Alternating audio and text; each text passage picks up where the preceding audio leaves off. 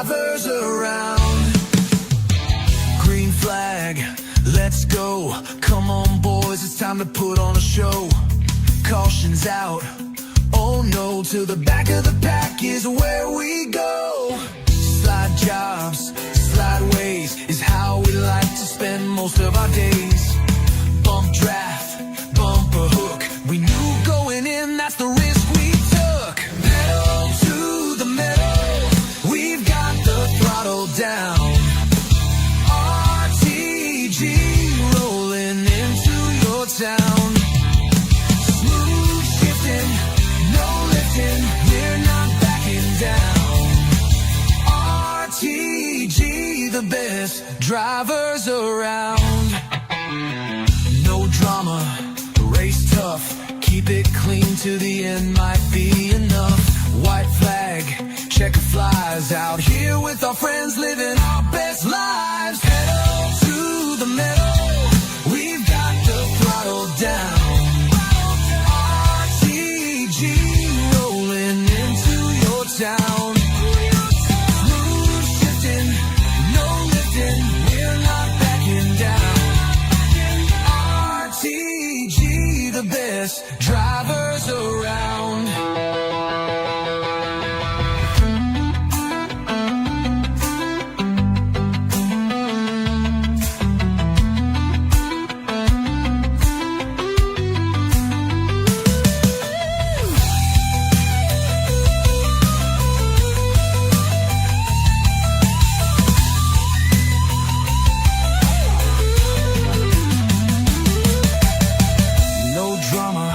Race tough, keep it clean to the end might be enough. White flag, checker flies out here with our friends living our best lives. Pedal to the metal, we've got the throttle down.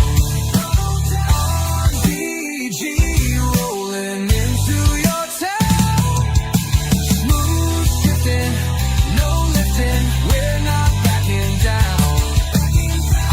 RTG, the best drivers around.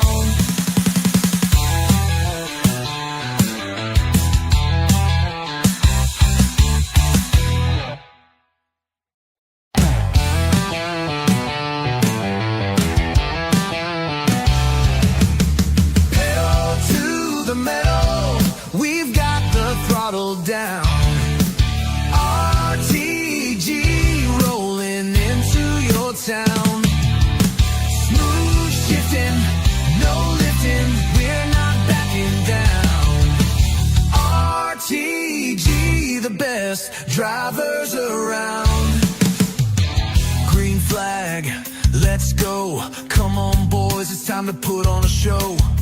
Caution's out, oh no, to the back of the pack is where we go. Slide jobs, slide ways is how we like to spend most of our days. Bump draft, bumper hook, we knew going in that's the risk we took. Pedal to the metal, we've got the throttle down. RTG rolling into your town. Smooth shifting, no lifting, we're not backing down. RTG, the best drivers around. No drama, race tough, keep it clean to the end might be enough. White flag, checker flies out here with our friends living our best lives. Pedal to the metal, we've got the throttle down. RTG rolling into your town. Smooth shifting, no lifting, we're not backing down. RTG, the best drivers around.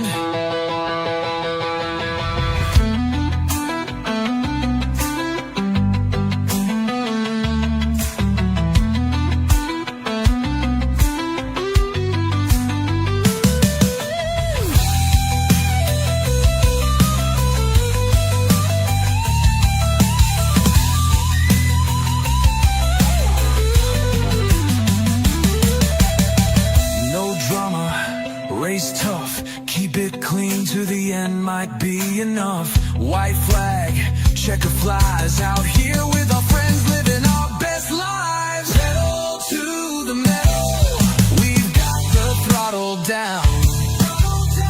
RDG rolling into your town. Smooth shifting, no lifting, we're not backing down. RTG, the best drivers around.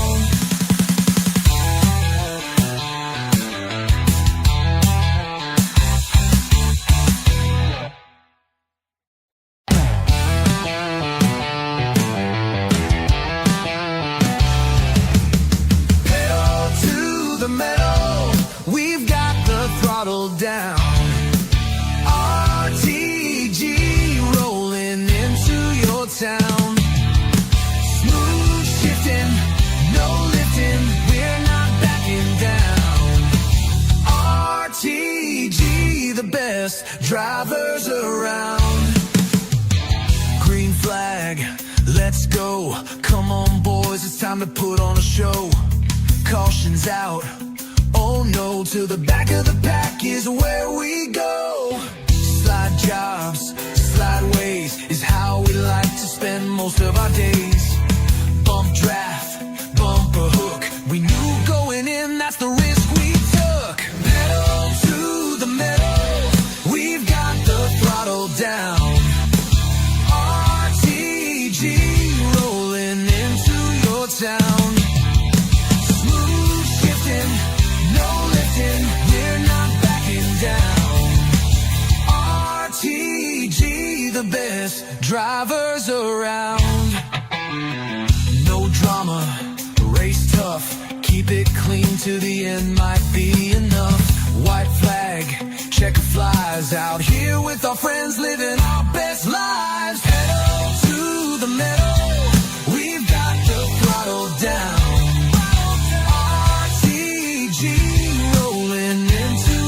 Down.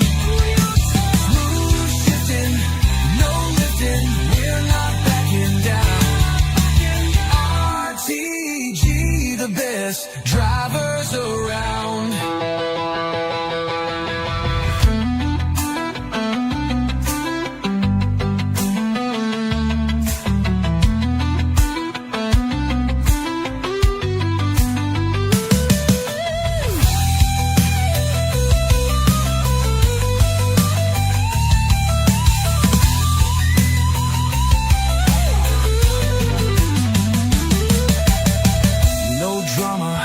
Race tough, keep it clean to the end might be enough. White flag, checker flies, out here with our friends living our best lives. Pedal to the metal, we've got the throttle down.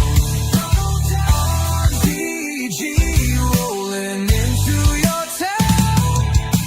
Smooth shifting, no lifting, we're not backing down.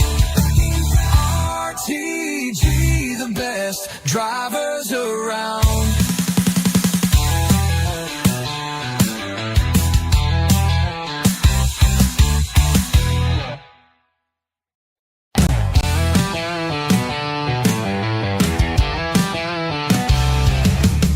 Pedal to the metal, we've got the throttle down. RTG rolling into your town. No lifting, we're not backing down. RTG, the best drivers around. Green flag, let's go. Come on boys, it's time to put on a show. Caution's out. Oh no, to the back of the pack is where we go. Slide jobs, slide ways is how we like to spend most of our days. Bump draft, bumper hook, we knew going in that's the risk we took. Pedal to the metal, we've got the throttle down. RTG rolling into your town. Smooth shifting, no lifting, we're not backing down. RTG, the best drivers around. No drama, race tough, keep it clean to the end might be enough. White flag, checker flies, out here with our friends living our best lives. Pedal to the metal, we've got the throttle down. RTG rolling into your town. Smooth shifting, no lifting, we're not backing down. RTG, the best drivers around.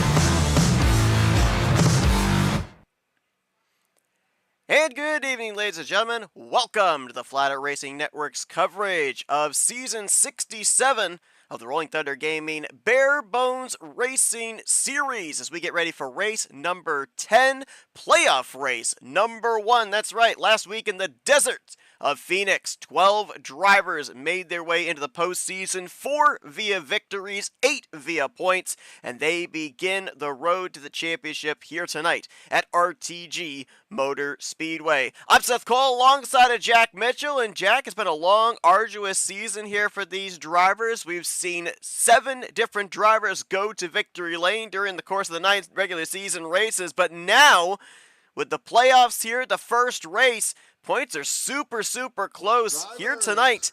It's not likely that a driver will lock themselves in the next round outside of a victory, but then again, you never know. Tonight could be the start of locking yourself in at least. It absolutely could be. This is what we sort of like to call the business end of the season. Now the points have been reset. The top 12 are locked into their playoff positions, and this is where the grind really begins. I feel like we were talking about just before we came on the air here about how it might feel very important for some of these drivers to try to come away with a win here, because if you can't get the win, next week you're at a road course. So you're going to want to try and get this win if you don't like those road course races, especially in the playoff situation. That's right, Montreal next week, where the playoff field will dwindle down from the original 12 down to the Elite 8. By the time they get to that elimination race next week, one driver may already be locked into that second round of the postseason. 101 laps await us here this evening at RTG Motor Speedway. 1.5-mile racetrack. 3 times wear, by the way, folks. That means that the tires will wear 3 times more than they normally would. Could be a tire game here this evening. We'll have to wait and see. And Jeff Supta, Ron Hagelin, going to be the front row for tonight's festivities as 23 drivers get ready to take the green flag. We're playoff racing here in the Barebones Racing Series.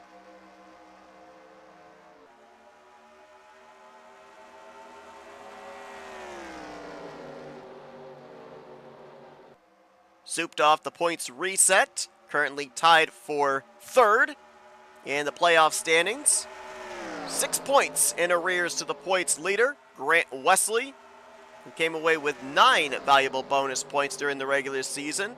3 points each for his 2 victories, and of course 3 points as well as he was able to wrap up the regular season championship. Just give you guys an idea of how close this points battle is. Grant Wesley, Jeremy Jeffries, Sean Prime, and Jeff Soup to the top 4. Those are the only guys that actually got bonus points after the playoff points reset. Everybody else has 500 points, so they're all tied right now for that 5th place position. It's going to be really close. For those 8 drivers, almost maybe approach this as if it's the first race of the season, right? It's a clean slate, so you're just looking to position yourself as best as you can to the rest of that competition. The one thing that these drivers will be eyeing going into next week is that 8th in the standings cut line. If you're on that cut line or above it, then you can play defense next week. If you're below it, you're going to have to go full court press offense. Full course press offense right now is what Jeremy Jeffries is trying to do, going to the low side there, but couldn't quite get the run on Supta for the lead.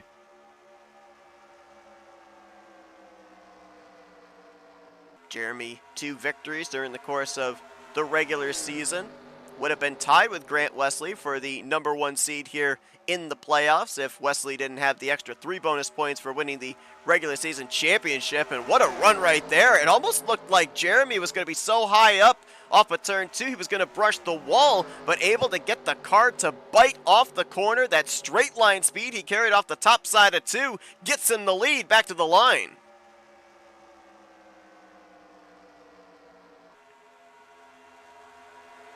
Some stuff there by Jeffries, but now he's going to have to play defense because he knows Supta's going to want to try and do everything he can to get that position back. And the 111 car, Ron Hagelin, he might try to make a move as well. Again, very high off of 2 there for Jeremy Jeffries. Almost getting a little of that yellow paint on that Busch Light Chevrolet. It's one of those rare racetracks where you don't have to guesstimate whether you hit the outside wall or not. You'll end up having a pretty good highlighter yellow indicator on the right side of your machine if indeed you hit it. Seeing more and more drivers here kind of riding up off the corner off of 2. Again, extremely high there for Jeremy Jeffries, but even Grant Wesley, Rodney Sullins, they're migrating up outside of that dark gray as well.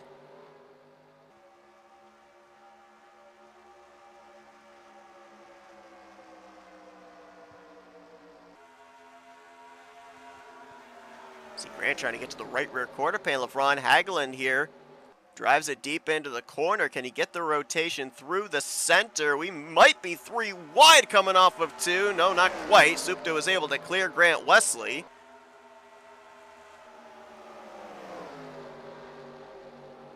And Grant still not able to clear the 111 to his inside.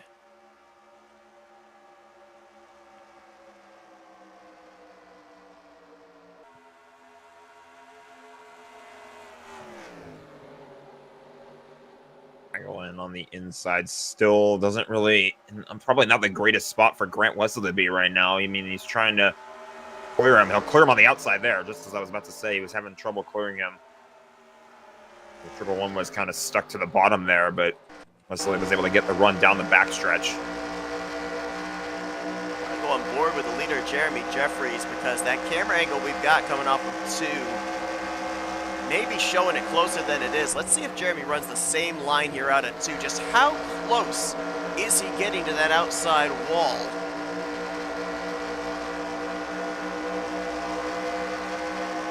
He's almost up into it, but it at least looks relatively smooth as he lets that car migrate its way up off the bottom of 2. Almost kind of straightening it out in a way. So that might be why he's getting such great straight line speed, why he was able to make that pass for the lead on Jeff Supta. Oh, look at Wesley with a run on the bottom. Big send to the inside of Supta. Also drifts up the track. I don't know, would that be classified as maybe a little bit of a mini slide job? Could be.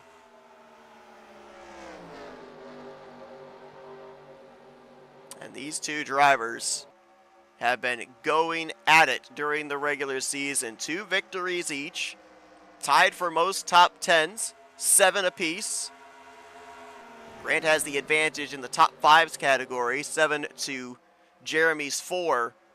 But these were the 2 that were in the battle for the regular season championship down the home stretch, and now they will rekindle that rivalry here, heading into the playoffs.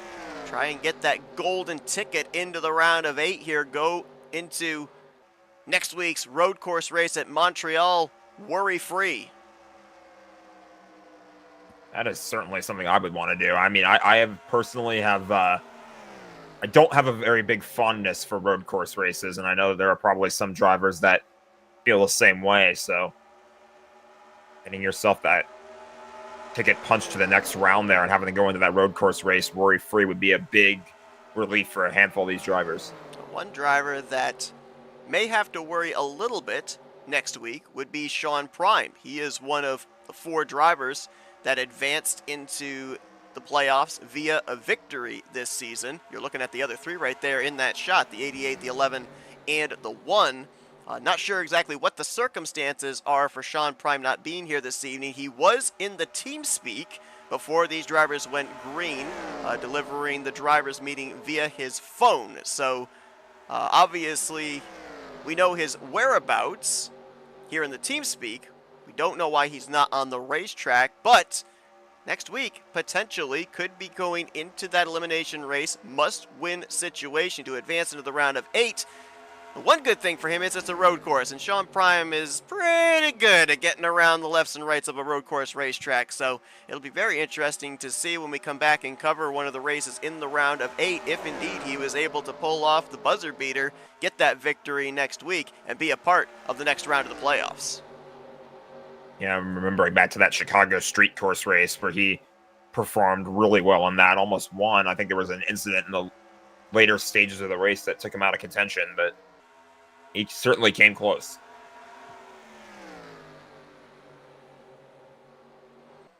Looks like we've already got one driver out of the race, and this occurred back on lap 4. Came to pit road and made the left-hand turn to the garage area. Jeff Crivello out of the race. He'll get credit for 24th, and our first yellow flag of the night is going to fly here on lap 15. Quick correction, that race that Sean Prime won that I was talking about was in the Aero 88 series. Looks like potential problems here for John Godfrey. Looks like that car may have backed into the outside wall. Some left side damage as well on the LaJoie's Town Fair Tire Chevy. Let's go back and see if we can find out what happened to him. Godfrey started this race shotgun on the field and was working on trying to make his way up into the top 15, was 17th at the time of this incident.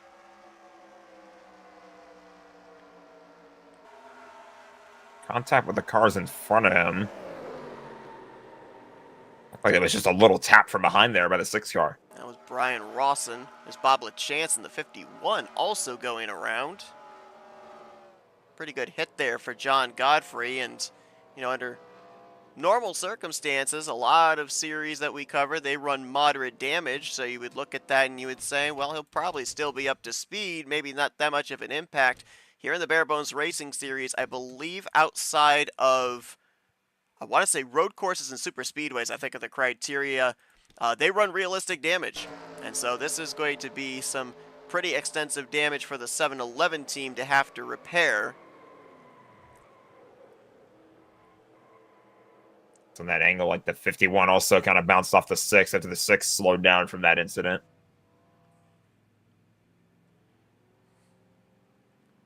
We were 15 laps into the run, so of course, as we mentioned, with 3 times wear on the tires, your braking zone or your lifting point is going to be a lot earlier now than it would have been on the initial drop of the green flag, and just the slightest amount of contact there from Brian Rawson sends Godfrey around. It looks like they have made repairs to that machine, gotten him back out there. He'll remain on the lead lap, or will he? Scoring right now showing him a lap down. We'll update to see if that isn't going to remain the case or if he will be on the lead lap here when we return to Green Flag Racing. Jeff Supta's team gets the job done on pit road. That number 1 pit stall paying dividends for him. Grant Wesley, Jeremy Jeffries, Rodney Sullins, and Ron Hagelin going to be the top 5 when we get ready to go back green. Just to bring you up to speed on the drivers to keep an eye on here tonight, your playoff 12. We've already highlighted quite a number of them here this evening. Grant Wesley, Jeremy Jeffries, Jeff Supta. Jim Glaude is going to restart from the outside of row 3 in that number 72. He's 5th in points coming into tonight. Glenn Harris currently sits in 6th. Ron Hagelin going to restart inside of the top 5. He is 7th. Cy Jones currently 8th. With Bob LaChance, Brian Schilling, Dave Melson, and Andre Charest. Those were the 12 drivers that advanced their way into the playoffs this season.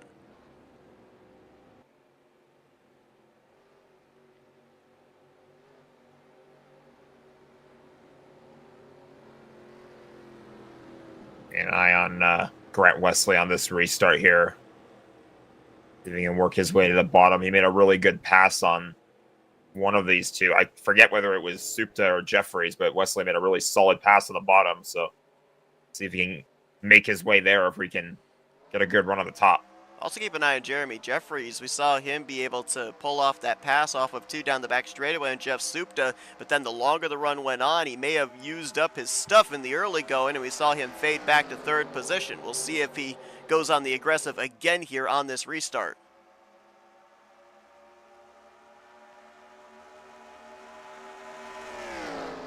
We can't confirm. John Godfrey remains a lap down in the 7-Eleven machine. Only driver running that's off the lead lap, so he would get the free pass should we get any future cautions and nobody else falls a lap down ahead of him.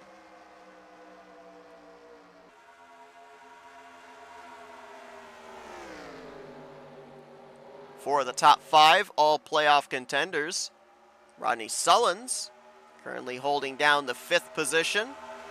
Non-playoff drivers, so doesn't really have the pressure of having to worry about points. Can be aggressive here tonight, try and see if he can pick up a victory. I mentioned about the fact that we've had 7 different winners during the course of the regular season. 4 of them are represented here in the playoffs. That means 3 drivers are not here in the postseason, but have gotten checkered flags here during the course of the first 9 races of season 67. They would be Josh Metallic, Bob Seminara, and Greg Palmer. Both Seminara and Palmer's wins came at super speedways this season. Palmer, I believe, got the season opening victory at Daytona. I believe it was Daytona. And Seminara ended up getting the win at Talladega, or it might be flipped on those two. Super speedway wins regardless. Palmer won at Talladega in the 2nd race. Okay. So Seminara would have been Daytona already. Yeah.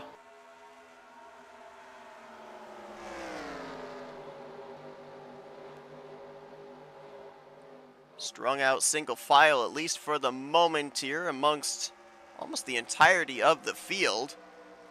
Got to go a ways back before you find any side-by-side battle, and that's where Ken Roberts and Andre Charest are mixing it up. This would be currently for the 17th position. This is Sandoval looking on. Looks like that 7-Eleven of John Godfrey is pretty well still up to speed after his somebody excursion to blew the out outside the front. wall. Yes, they did. Who is that? That's Bob LaChance in the 51. And he tried to get to pit road, but he couldn't because he had Kelly Causey to his inside. This might bring out a debris yellow.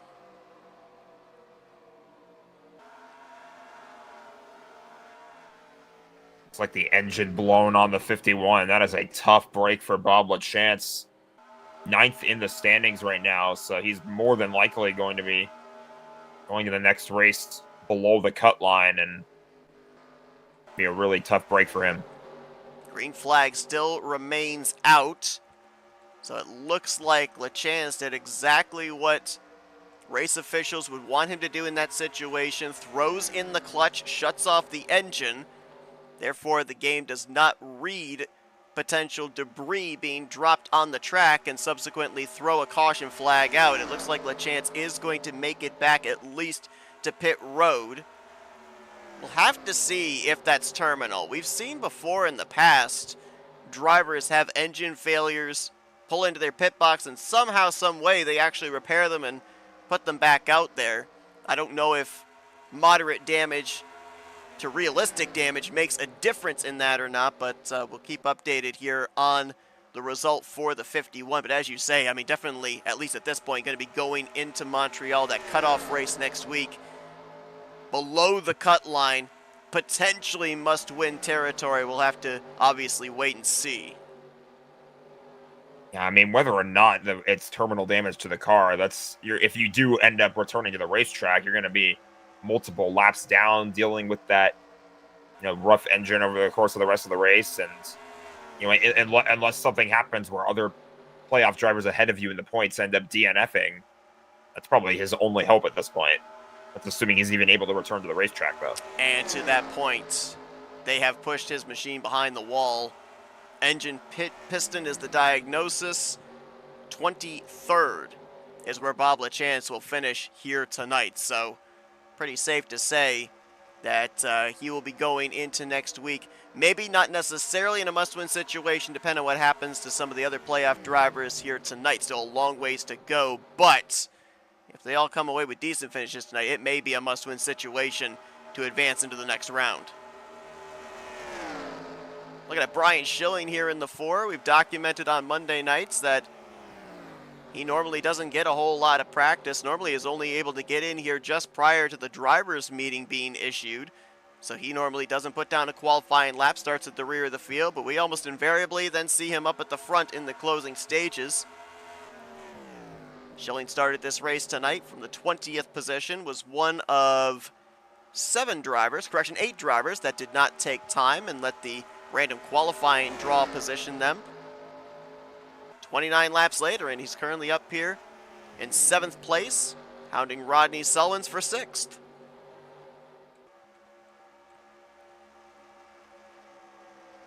Sometimes you might not necessarily need all the practice that you might think. Is Jeff Supta making a pass for the lead? Or at least going to try. Couldn't quite get it to stick. Oh! Great save, but just barely not clear on Jeremy Jeffries, and both the 11 and the 1 tank slap the wall. Again, realistic damage. You gotta wonder if that, what looked visually like mild contact, is going to have repercussions for one or both drivers. Have to keep an eye out and see if that hurts their race pace, but Jeff Supta right now, it doesn't look like it slowed him up that much. Jeremy Jeffries dropping back a little bit more, but he still looks like he's up to speed for the most part. And I'm not necessarily certain. It doesn't look like for either driver any visible damage to the right sides. No. If anything, it lost Jeremy momentum as you see him losing potentially another spot here to Brian Schilling, but that could have been a lot worse for 2 playoff contenders. And maybe more than just those 2, because if they ended up spinning out and going back down the racetrack, they were in the middle of traffic right at the front of the pack. That could have been a disaster. The point with Schilling that I was going to make is that maybe you don't necessarily need all the practice you may think you do, because there's nothing that really compares to the intensity and the pace that comes with an actual race. So you can run as many practice laps as you want to feel comfortable, but sometimes maybe all you need is the adrenaline of that green flag dropping, and that's all it takes to fly down the racetrack and get through the field. The other thing, too, is I think a lot of people take it for granted is Jeremy going to lose another spot there to Rodney Sullins, so now I'm almost wondering if maybe there is something a little untoward with his Chevrolet. But the track conditions actually change throughout the different sessions here in NR. From practice, you're going out there with optimal tire temperatures, your grip level is about the best it can possibly be. You go into qualifying, it's even more grip to be able to let you put down that flying qualifying lap to try and nab the pole. You get to the race, you got 2 things that you have to worry about. 1, there's going to be less grip in the racetrack, and 2, you're either going to run a full pace lap or a half pace lap before you even take the green. That's time for the tires to cool down, so they're going to be slicker going into turn 1 than they would have been when you came out to begin your practice runs in the earlier sessions. So all those variables, it's not always exactly the same thing that you test out in a practice session once the green flag flies and the points are on the line.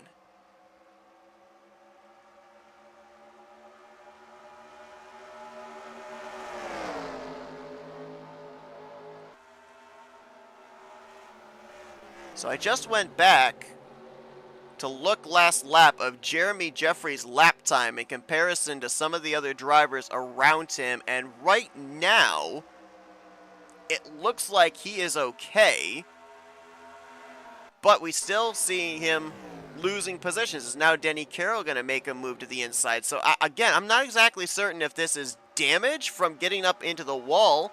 Is this maybe something of the tires wearing out with that bit of a, can't really call it a half spin, it was like a quarter spin? I mean, it's really hard to tell, but clearly the one car is losing positions, though not necessarily dropping like a rock through the field. I mean, there's no visible damage on that car. I have to wonder, maybe is there something internally wrong with it, or maybe it's just something that you can, or I guess you would hope that it's something that you can fix by making his next pit stop. So I'm kind of curious to see if we do end up getting a series of pit stops, whether it's a green flag pit stop or under caution, how long he ends up staying in his pit box, and if that'll affect his position going forward. I want to make a comparison here to Ron Hagelin as he'll make his way into turn 1. Jeremy Jeffries, last time by, his top speed going into turn 1 was 176. Let's see if Ron Hagelin matches that. Okay, he's going to be around 175. The only other potential thing that I can think of is we can't see any visible damage on Jeremy's car. However, we are seeing drivers being able to close up on him, specifically on the back stretch and the front stretch. Maybe possible aero damage, hurting the straight line speed of that car. Here come pit stops. Ron Hagelin and Jeff Supta are going to be the first ones to make the dive onto pit road. We went back green at the completion of lap 15, so about 23 laps these drivers have gone before making the peel off onto pit road. You saw Richard Martin a little bit further back, Cy Jones on pit lane the lap prior.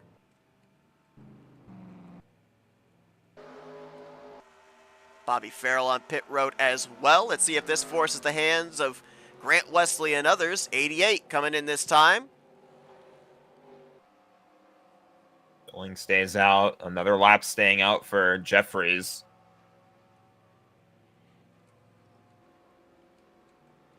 Whoa, wide entry there for Andre Charest. Nearly got himself some barrels, but he did get to the inside of that commitment cone. Hopefully slow down in time. 55 miles per hour the pit road speed here at RTG Motor Speedway. Here comes Schilling with a late dive onto pit lane from the lead. Denny Carroll will stay out an extra lap. Rodney Sullins, Jeremy Jeffries in. A little bit of a hot bit right there. I have to wonder, maybe, hopefully he got that thing slowed down in the nick of time. Let's follow the 1 down pit lane here. Again, no real visible damage on this machine, but he's coming down behind Rodney Sullins. Let's see if he leaves behind Rodney Sullins, or do they hold him on pit road for maybe a little bit of damage repair. Now, granted, too, they may end up getting the damage repaired in the time that it takes to change these 4 tires as well. It might bang on the car a couple of times, but we'll see if he loses any track position here. Now looks like a relatively normal pit stop there for driver number 1. It did.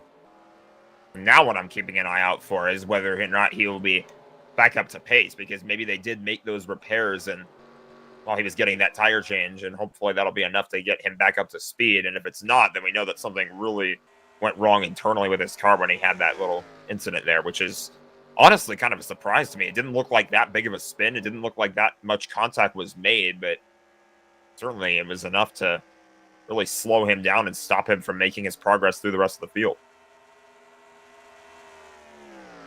Denny Carroll stayed out to lead a lap. Grant Wesley will have passed him, I believe, at this point, taking the race lead back. Ron Hagelin will cycle into second. This will be an eventual battle for third between Brian Schilling and Jim Glaude. Remember, Schilling was one of the latter drivers to stay out, so he potentially would be able to go a little bit longer here on this run in terms of fuel. Not by much, though. Only about a lap or 2.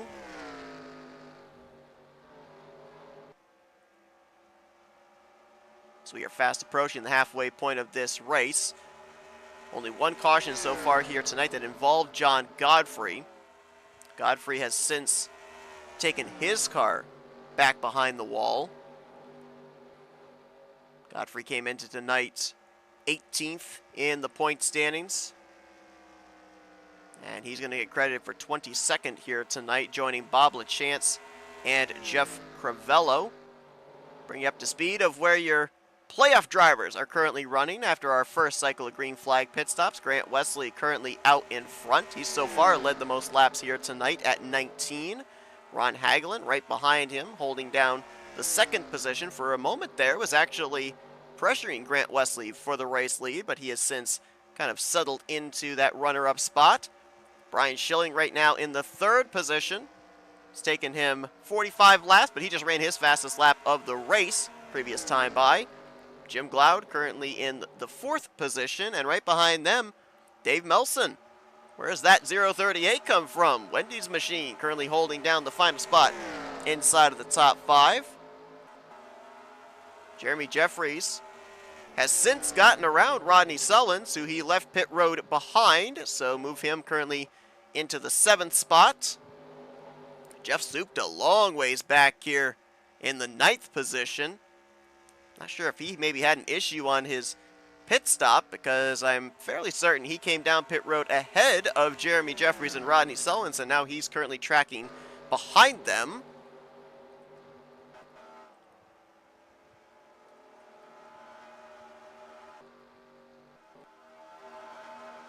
Andre Charest, who was the last driver to make his way into the playoffs. Right now he is in 17th place. Glenn Harris right now 18th position. I believe he and Cy Jones, well, actually Cy I think may have just fallen a lap down. I was going to say Cy was on the tail end of the lead lap. Yeah, he's just fallen a lap down to the leaders. They are the last 2 of the playoff drivers currently running.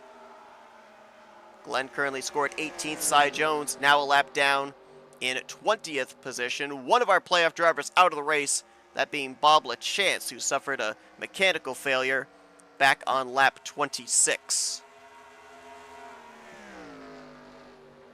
On Hagelin, creeping up on Grant Wesley right now for the race lead. And Schilling not too far behind them either, so this battle for the lead could be on again here shortly. Schilling would have fresher tires than the 2 ahead of him. See if he can put that to use here as he pulls right up on the back bumper of Ron Hagelin. That 4-car had really good turnability through the center. Was able to get back to the throttle. Gets the run here alongside of Ron Hagelin. Can he make the pass here in 1 and 2?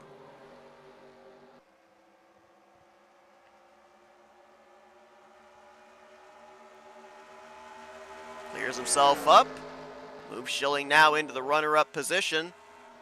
1 car up ahead to beat in the form of Grant Wesley. Brian Schilling ended up making 6 starts this season of the 9 regular season races. Ended up finishing top 5 in 5 of them. And now looking to maybe potentially advance his way into the next round of the playoffs here this evening. Brian Schilling, another driver that certainly would be a favorite next week. Good road course racer, as they'll be heading to north of the border in Montreal, Canada. We'll be covering half the playoff races here for the Barebones Racing Series 67th season. Next time we'll be coming to you will be the elimination race of the round of 8, determining the final 4. That'll be in 3 weeks' time on March 30th, when they'll be at the RTR Super Speedway. And then we'll be covering the eventual champion 2 weeks after that on April 13th, as they'll be in the Midwest at Kansas Speedway for the 15th and final race of the season, the 2nd and final race of the final round. And we'll see who will be the 67th crowned champion on Monday nights.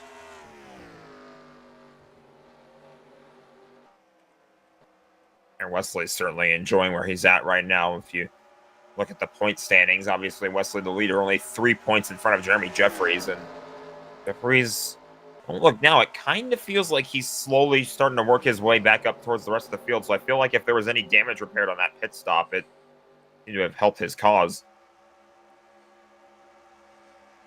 Yeah, the pace is definitely back for driver number 1, as he's now going to look to the inside of Terry Bombard. He's going to move him into the 6th position. The problem for him, though, is the amount of time it may have taken for the damaged pair and the amount of positions, track position, that he lost when he was dealing with that damage at the tail end of the run prior to the pit stop. It's going to be a long, slow, methodical, maybe painstaking process to try and get it all back. And the difficult part for him as well is that Grant Wesley is spending all this time out in the front of the field, so he's getting all these bonus points for laps led.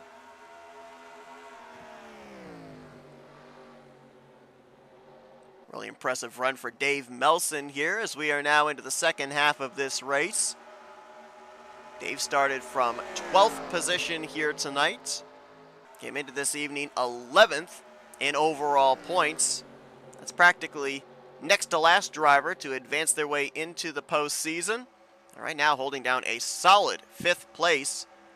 Trying to reel in Jim Glaude, and at the same time seeing that Busch logo getting bigger and bigger in the rearview mirror.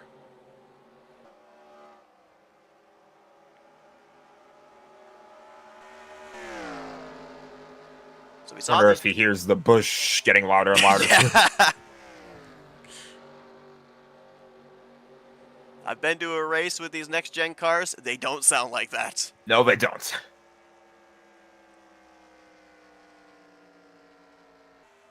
So we saw most of these drivers come to pit road between 23 to 25 laps into a run. We are already approaching that window here again. Pit road may be a very busy place here within the next 5 laps as they are getting really racy in the latter portion of the top 5. Look at this. Throw a blanket over 5 of them here. Melson, Glaude, Jeffries, Bombard, and Sullins.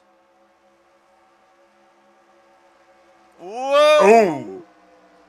That was not clear. It looked like one of them, actually not too certain whether Melson tried to go high, Glaude tried to go low. Either way, they were not clear. That almost ended in a disaster. I think there might have been a little contact between the two. As Jeffries pushed up there on the inside of 1 and 2. Jim Glaude's going to go around him. Jim might actually be pitting here. I noticed a lot of drivers jump up to that second groove. Yep, 72 onto pit lane.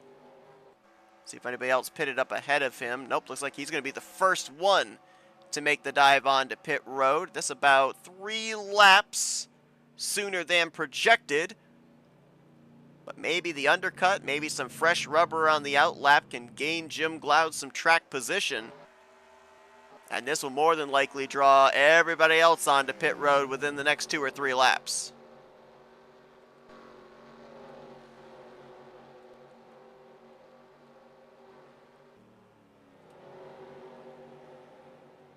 Comes Cy Jones in that Sunoco Ford. He was one of the first ones onto pit road on the initial cycle. Glenn Harris, I believe, just completed a stop. He is now getting up to speed.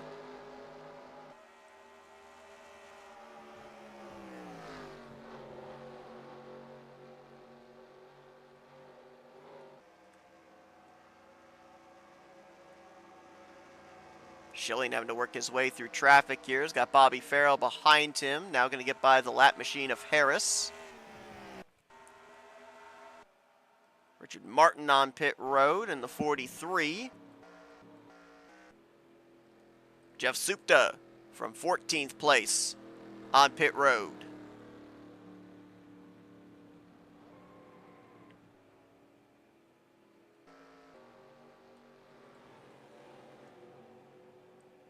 Looks like Harris actually did not make a pit stop there. He and Farrell are going to come down pit lane together.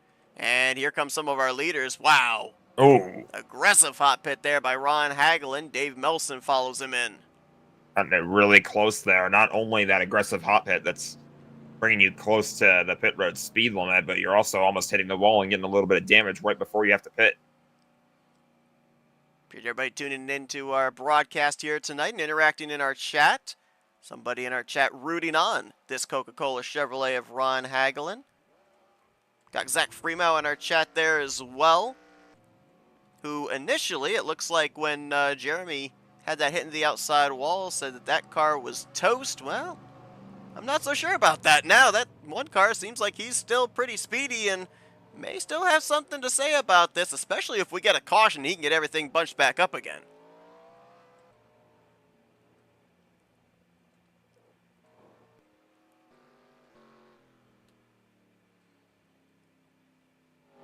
Wesley Schilling and others on pit road the previous lap. Here comes Brian Schilling onto pit lane.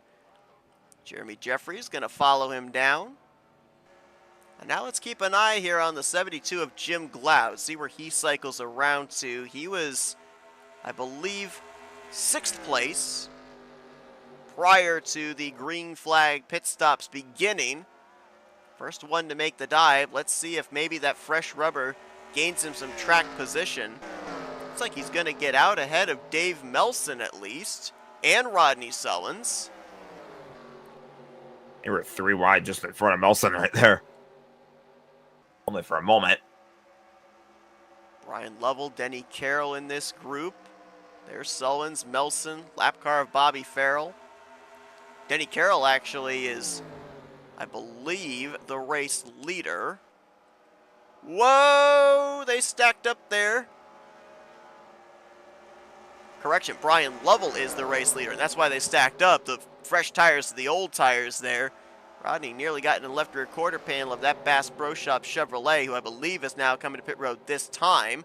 Denny Carroll is now going to inherit the race lead, and we'll see how long he remains out before coming down to the attention of his crew. I think for both the 44 and the 41, they were thinking, let's play the long game. Maybe we catch a caution at just the right time. That seems to be the case, but I think they just couldn't make it last that much longer. Yeah, that's a big risk, because if we get into a long green flag run like this, eventually there's going to come a point where you decide, screw it, we need to get on the pit road, and we're not going to get the caution that we think we need. And sometimes that's just how it goes when you take that risk. Well, again, for both Lovell and Carroll, neither one are in the playoffs. Neither one have the sword of Damocles hanging over their head in terms of a championship, so why not try something a little bit outside the box in terms of strategy? Maybe you get lucky.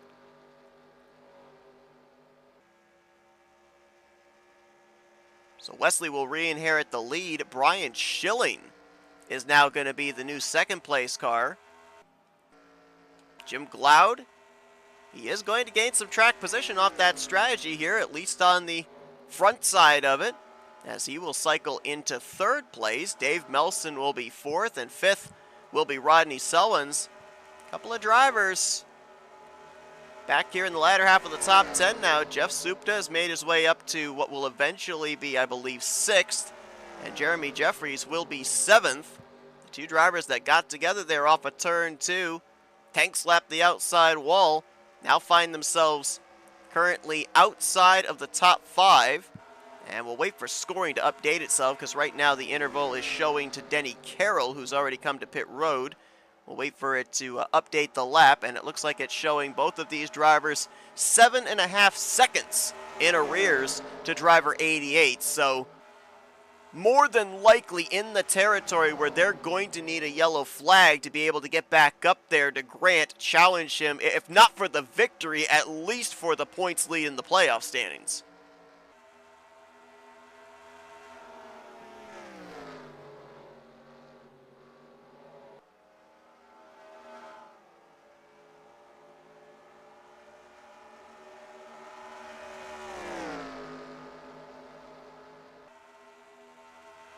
Closing in on 40 laps to go here tonight. Add a 4th driver to the retired list. Uh-oh. Brian Rawson, about 8 laps ago, brought his Valvoline Chevrolet into the garage area. He'll get credited for 21st place. That leaves us with 20 drivers running. Currently 17 of them on the lead lap. As we saw the pass for 3rd, Rodney Sullins getting by Jim Glaude. Dave Melson looking to move up another spot inside of the top 5 as well.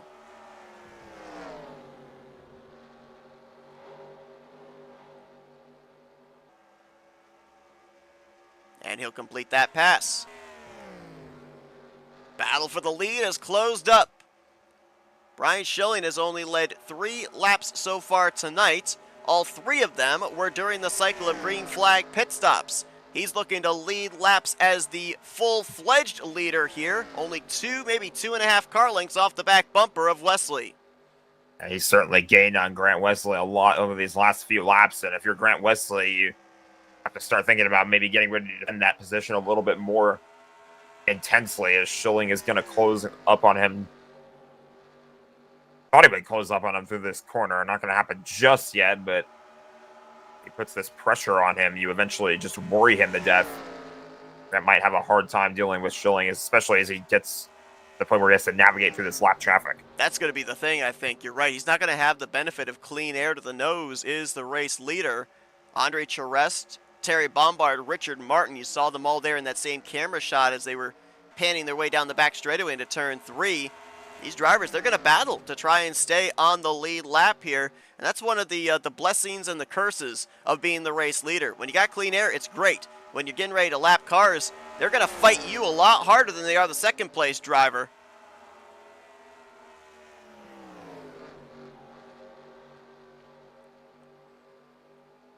Looks like Andre's going to move up out of the way, though. Let the two race leaders on by. Again, for Andre, he only has to worry about potentially two things. One, staying ahead of the other lap cars currently scored, Bobby Farrell, Glenn Harris, and Cy Jones, to be in one of the two free pass positions. Or stay with the race leaders here and get up there to bypass Terry Bombard and Richard Martin if and when the leader catches them. That time off of 2. It's like maybe some tire heat building up in the right front of Brian Schilling. He really had to yank on the wheel to avoid hitting the outside wall.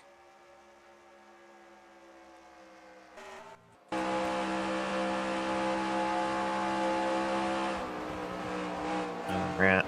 Looked like Grant Wesley almost got up into the wall there on the straightaway, but did not look like he made contact with it.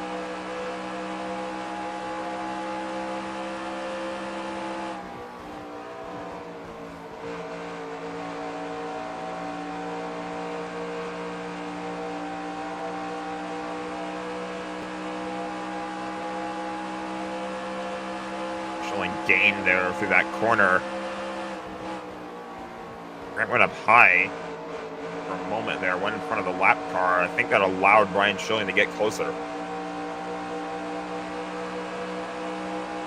Notice we've crossed over 75 laps into this race. We are within the window from this point that everybody could make it on one more pit stop. Projected, that final pit stop is going to take place somewhere within the next 10 laps. That's going to be the money stop. But with the window as open as it is, do you maybe try undercutting the race leader if you're Brian Schilling? I don't necessarily think we've seen him run long the last couple of times, which have made sense.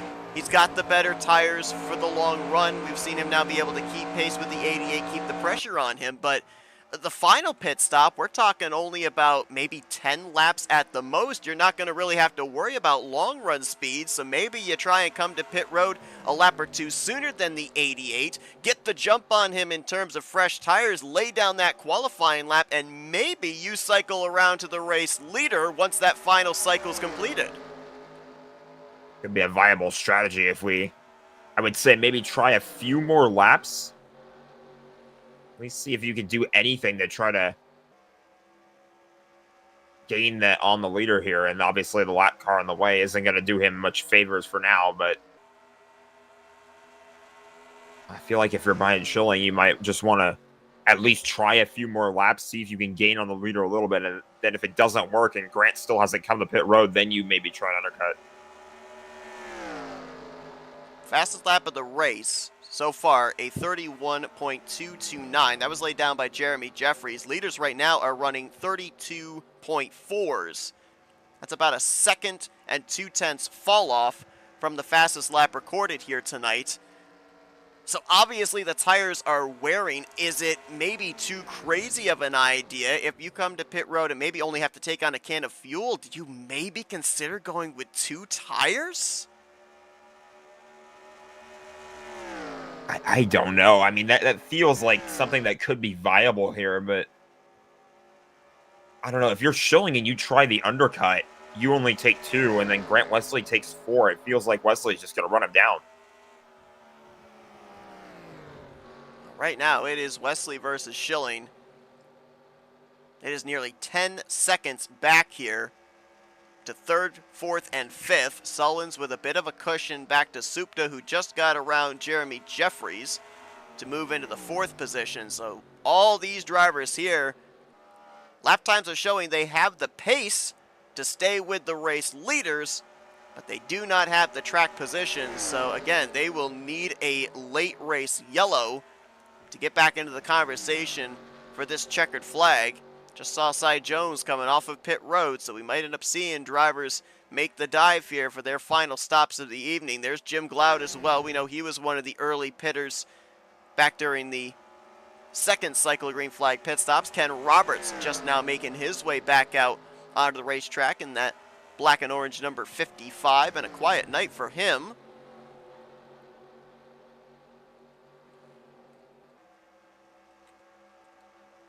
And let's ride on board here with the 55. This will give us an idea of not only when the race leaders come to pit road, but this is going to show you the difference between old tires and fresh tires. Watch the closing rate of Ken Roberts to the top two.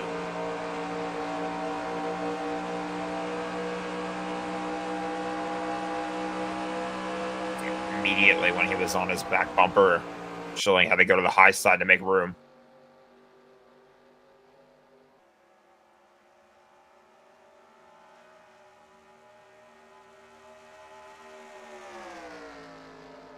I mean, just look at that. He was, what, a car length and a half behind Grant coming off of 4? He's by him by the time we get to turn 1.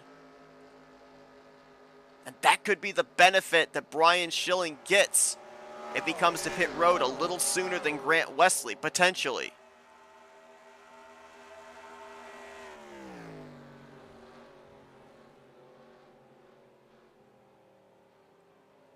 Oh, but he's not going to get the chance. Oh, wow. Grant with a late dive onto pit road, and there goes that tire advantage possibility for Schilling.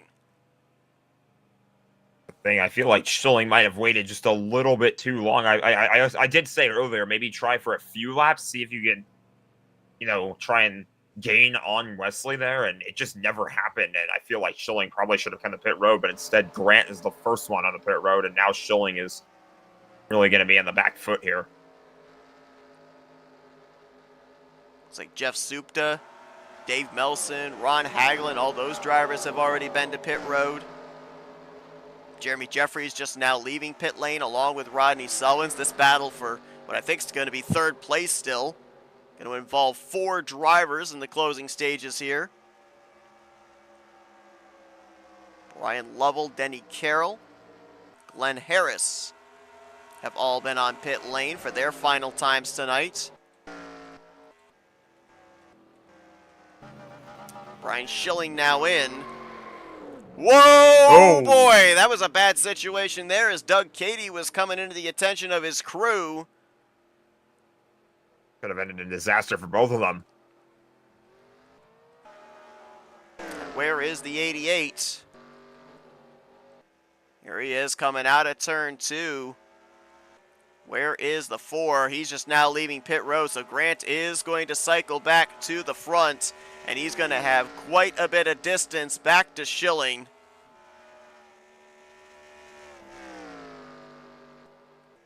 I believe Ulysses Sandoval stayed out a little bit longer, as did Kelly Causey. I believe they've since hit pit road. Or have they? I think one of them might have actually still stayed out. Might have been the 00. No, it was Ulysses. Ulysses stayed out the extra lap. Bonus point for him, as he's down and away.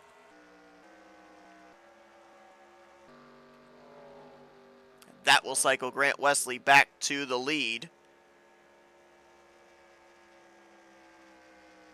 How much distance he made up to, honestly. I mean, barring a caution, I kind of feel like this might be it for Grant Wesley. As long as he runs a mistake-free race here, there's nobody really threatening right now, as far as I'm aware, to try to take the lead away.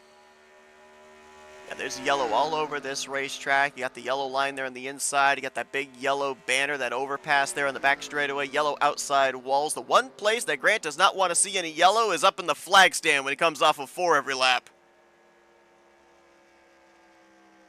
Or the caution lights. That too. Looks like it's going to be an early night for Richard Martin. Number 43, John Deere Chevrolet. Now scored out of the race. He'll get credit for 20th place here tonight.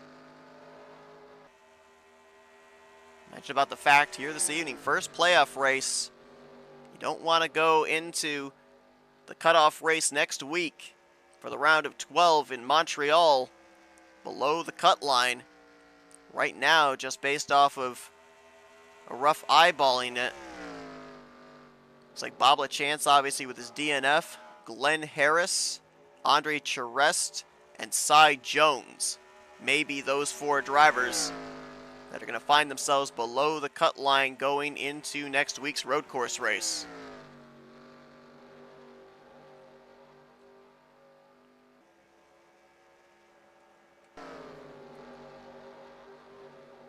Best battle on the track right now, P3, Jeremy Jeffries. Nice recovery for Jeremy. I mean, it's not going to be the victory he was looking for. He definitely seemed to have race-winning speed in the early going of this one.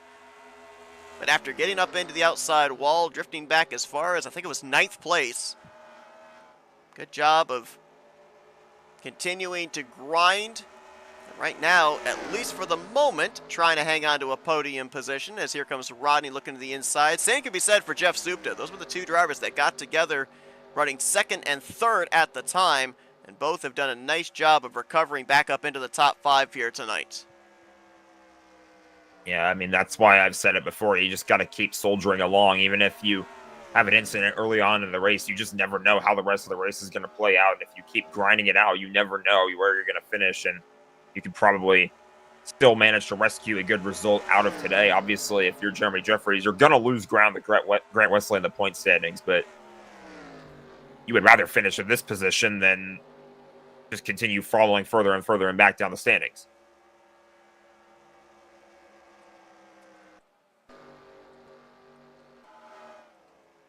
Grant Wesley, last time he hit the stripe, flagman showed him 10 fingers, indicating 10 laps to go. Grant Wesley has led 59 laps here this evening. He has clearly locked up the bonus point for most laps led. Racked up 9 bonus points during the course of the regular season, including the regular season championship that brought him into tonight's first playoff race as the #1 seed. However, can't give him the win so soon. Take a look at this. Brian Schilling has made up all the ground. He now sits about 4.5 car lengths off the back bumper of driver 88. Well, Brian Schilling must be listening to this broadcast, because I was talking about how it felt like there was nobody that was really within reach of Grant Wesley earlier, and he said challenge accepted. He said there's nothing between me and the 88 right now, and he's starting to really gain, and he's going to make this one interesting in these final few laps. I mean, I'm looking at lap times here, and I honestly wish I had been looking at them a little bit sooner. Not this lap, but the previous lap. Schilling was 0.3 of a second quicker. Call me crazy. I almost wonder if Grant Wesley went with a 2-tire pit stop. Schilling went with 4, and that's why we're seeing what was a massive gap shrink here with less than 10 to go. That would be quite the coincidence. I was talking about earlier how what might happen if Schilling only takes 2 tires, Grant Wesley takes 4. Wesley would have eventually caught him. It feels like the reverse of that is what actually happened, and obviously we'd have to go back and verify that, but so far the lap times would seem to indicate that's the case. Only question is Schilling going to run out of time here? Interval is pretty much stabled now to about 4 car lengths between these two. The one thing Grant does have to his benefit is he's got clean air to the nose, and he has the benefit as well of seeing where the 4 is running and try and put dirty air on his nose, get him tight up off the corner, force him to bail out, and not get that straight line speed that he needs to be able to set up a pass in the following corner.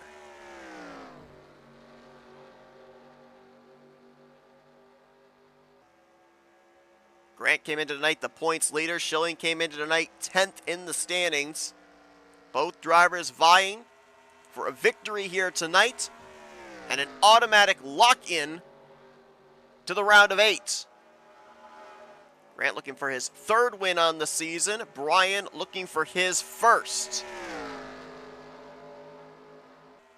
And it looks like, barring any potential issues for these next 4 laps, clean racetrack for the leader.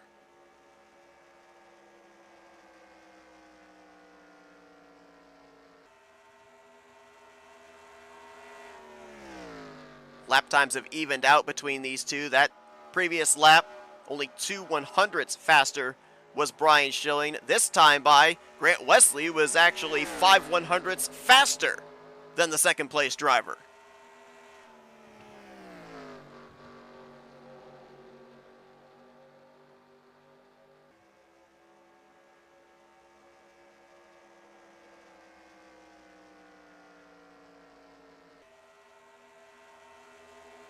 That dirty air is really playing a big factor into this one right now. I don't really see the Ford gaining on the 88 right now. Unless he has something for him in this lap, I feel like that could be it.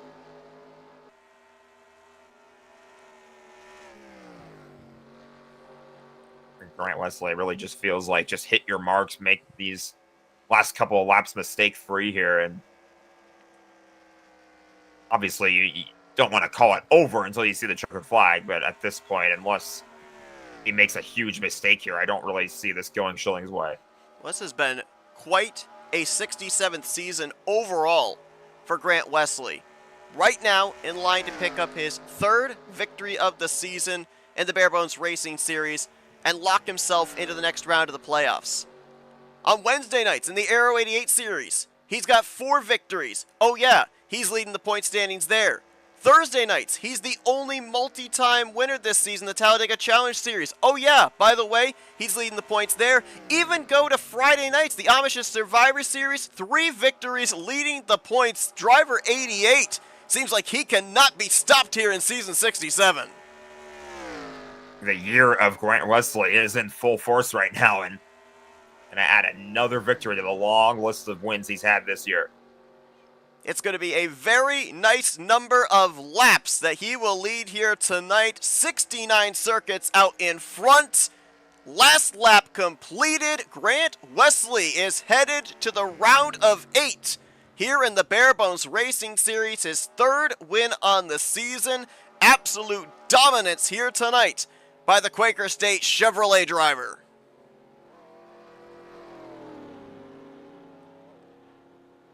Brian Schilling gave it a shot. After starting this race from 20th position, he'll bring it home 2nd. It's not the automatic lock into the round of 8, but he's going to get some pretty good points here tonight. Should have a pretty decent cushion over the cut line going into the road course race next week. And Jeff Supta, who started this race from the pole position, is going to round out the podium here tonight. I really don't know what else you can say. I mean, we kind of summed it up perfectly on those last few laps. It's just the year of Grant Wesley at this point, and he continues to show his dominance here with another really strong victory. I will say, though, all the credit to Brian Schilling, because he at the very least, I'll say he kept Grant honest there. This was not something where he just pulled away. There was no car in sight. You know, it was very much at the point where if he made a mistake, Schilling was right there and close enough to capitalize. Well, Grant Wesley usually during the practice session goes on little infield excursions. He knew exactly where victory lane was, and that's where the celebration and the burnout is going to take place here tonight at RTG Motor Speedway. We'll be talking with Grant down in victory lane as well as our other podium finishers here in just a moment. But we'll now give you a gander at the finishing results from tonight's race. We told you your top 3. Jeremy Jeffries is going to finish in 4th. Rodney Sullins will be the highest finishing non-playoff driver as he'll bring it home the remainder of the top 5. Dave Melson, solid run in 6th. Jim Gloud in 7th. Ulysses Sandoval will finish out 8th with Kelly Causey and Ron Hagelin completing the top 10. So 7 of our playoff contenders will net top 10 finishes here tonight. Brian Lovell in 11th. Doug Cady will finish 12th. Ken Roberts was 13th. Looked like some connection problems in the final couple of laps for Denny Carroll. That will place him 14th.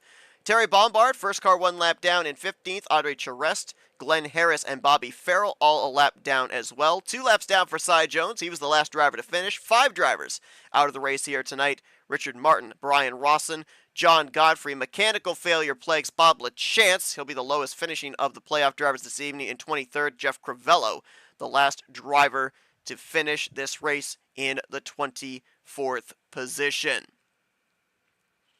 Well, that's going to take us into our FRN post-race wind down, and we'll get ready to interview our podium finishers on the evening.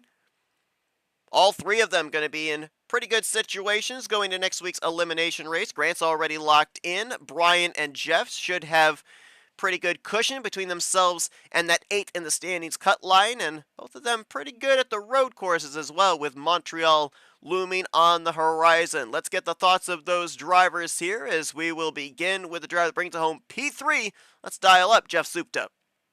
User was moved to Hey your Jeff, channel. it's Jack and Seth up here in the booth. You got a copy? Oh, I do. Wild race here tonight, but it certainly seemed like the name of the game for this 11 car was grind it out, because we saw you up there at the front battling for the race lead, some contact between you and Jeremy coming off of turn 2, and from that point on it was really difficult for us up here in the booth to assess the potential damage or ramifications of that contact. We saw you lose some track position, so just how tough was it tonight to mount a comeback after the contact to the outside wall? Yeah, I kind of thought there was a gap between Grant and Jeremy, and I misjudged it. So I ended up putting us both in the wall a little bit. And with realistic damage, it definitely gave me damage, and I know his car was off after that from there on. But I decided under the pit stop, green flag, I was going to fix it. I didn't care. So it lasted about 4 or 5 seconds. So from there on, it was all just catch up. Able to bring it home on the podium. Obviously, not able to lock yourself into the next round with a victory, but could have been a lot worse. Had that contact taken place, say, second half of this race, would have been an entirely different story. Was it almost a blessing that it happened as early as it did so that we had time to make up the track position and the positions in the running order? Oh, very much so. Yeah, having it early, and then from there on, having it green, I didn't think it was going to help me, but couple times I got out there, I was all by myself, but then I get somebody to draft with me, and we'd end up kind of reeling in everybody in front of me. And every time we pit, I got closer and closer to everybody. Obviously, next week, interesting scenario where a road course in Montreal is going to be the cut line race to determine the 8 drivers that will move on to the next round. We know you're pretty good at the rights and lefts, so with the good run here tonight, able to come back from the issue you had, what does that do for the confidence level going into that cutoff race? Oh, yeah, I love road courses. You probably know that. I've run Montreal, but it's probably been 15 or 20 years since I've been there. But I've done F1 racing and stuff like that there. So I know the track. I have no idea what this version is. I'm looking forward to it. Well, Jeff, a great run for you here tonight. Solid points evening as well. Should have yourself a pretty good cushion between yourself and that cut line going into next week. Best of luck at Montreal.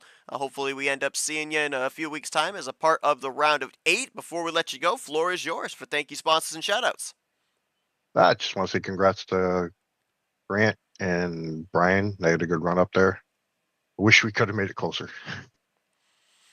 Well, Jeff Supta, he brings it home P3 here tonight at RTG Motors Speedway. Congratulations on the great run, Jeff. Best of luck next week at Montreal as you look to advance into the next round of the postseason. Thank you. Let's see if we can now get a hold of the driver of the number 4. Definitely, I think, passed the most cars here tonight. Let's get a hold of Brian Schilling. User was moved to your Hey, Brian, it's the channel. guys up here in the booth. You got a copy? Yes, sir. I'll tell you what, there was a point in this race after the pit stop, we were looking at the gap, we're thinking, we're not sure if this is going to be a runaway or if this is going to be a race. Glance up a couple seconds later, a couple laps later, and you're right there on the back bumper of Grant. It seemed like you could get to within maybe about 3 to 4 car lengths of him, and then it stalled out. What was the deciding factor in that? Was it dirty air once you got to him? Had you worn the tires down too much? You just didn't have anything left? What was it that kind of seemed to stall the momentum? Because, man, you closed up the gap really quick. Yeah, I was lucky to have Bumby in between us, so I got some of his draft, but it was a little bit of both. You know, I was driving hard, the tires were gone, and I noticed on previous runs too, I could get to that point with Grant, but the dirty air it was just too much for me to overcome, and the line that I like running, Grant also runs. So trying to look around for clean air, just it wasn't happening. We mentioned about the fact that, we always love on Monday nights to see you kind of work your way from the back eventually up to the front.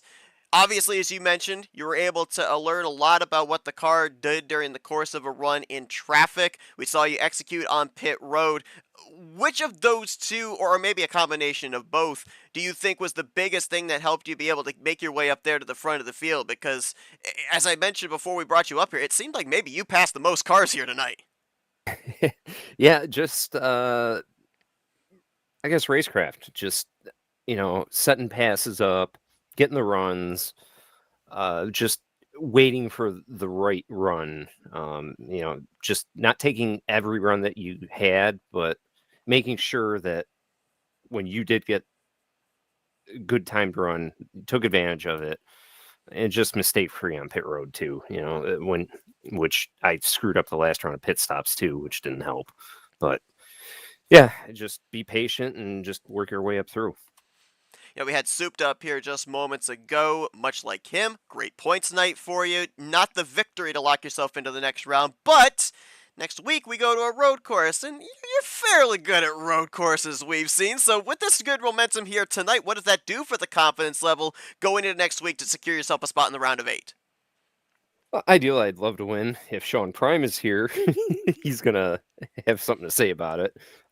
Don't get me wrong. I mean, we've got Grant's, Jeff, Jeremy's gotten a lot better on road courses. So, as much as I enjoy running road courses and that whole thing, the competition level is just through the roof. Well, Brian, a great run for you here tonight. A good start to this first race of the first round of the playoffs. Hopefully we can see you cap it off, get yourself a spot in the next round by the time we come back and cover the elimination race in a few weeks' time. Before we let you go, though, the floor is yours for thank you, sponsors, and shout-outs. Oh, congratulations to Grant. Seems like lately here, the last couple of months, it's always been me and him near each other, but good win. Well-deserved. Very, very fast tonight. What was it? Very fast, very evil. Always beating me. Thank you, Rodney, for the car. I love the Kodak car. Thank you for all the admins, everything they do, and thank you for doing the broadcast. It's always fun to go back and watch. Well, Brian, we appreciate taking the time to talk with us here, and now you've kind of given us a little fuel for the fire. Now we're going to call Grant the Danhausen of RTG, I guess, now. He's cursed us all. Very nice, very fast, very evil, because he beats everyone. Oh, I love it.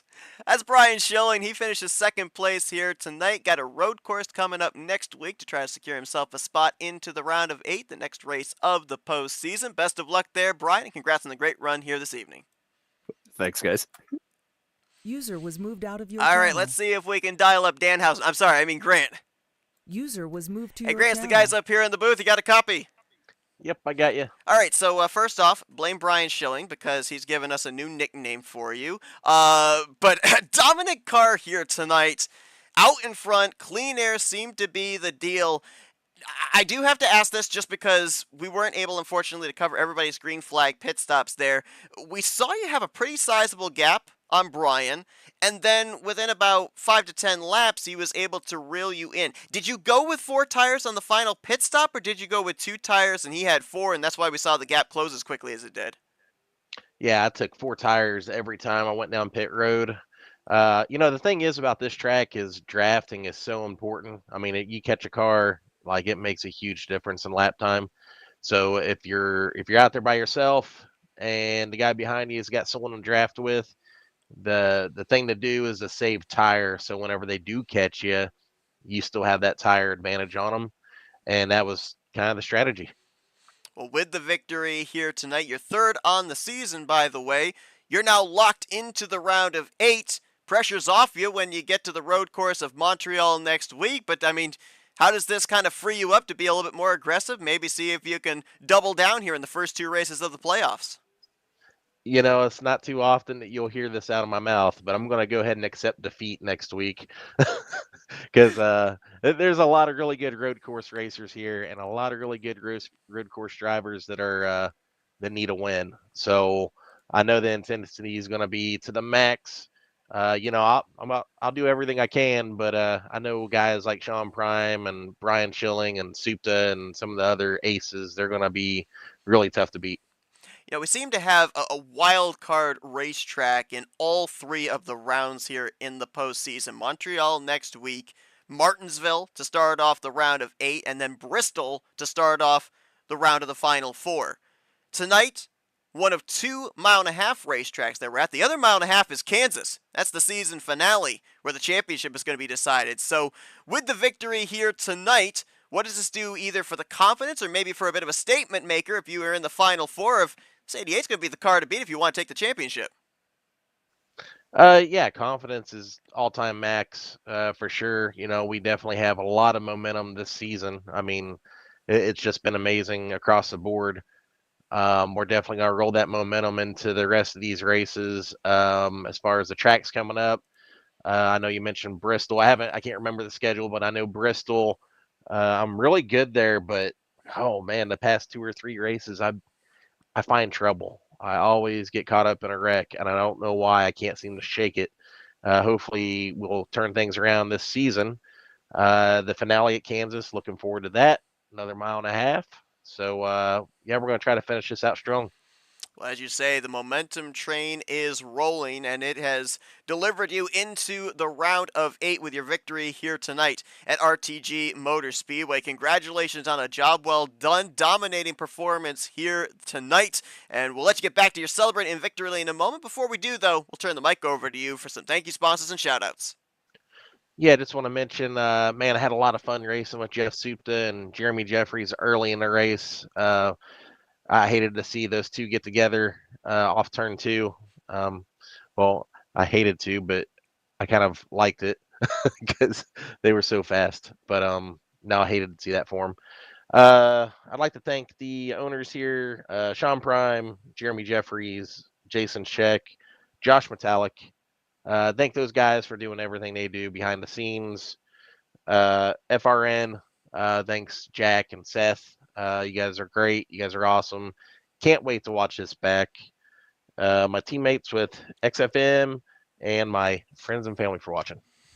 Well, that's Grant Wesley. He's your winner here tonight. First race of the playoffs. First driver to lock themselves into the round of 8 here in season 67 of the Barebones Racing Series. Congratulations on a job well done. Have some fun next week at the road course of Montreal in your preparation for the second round of the postseason.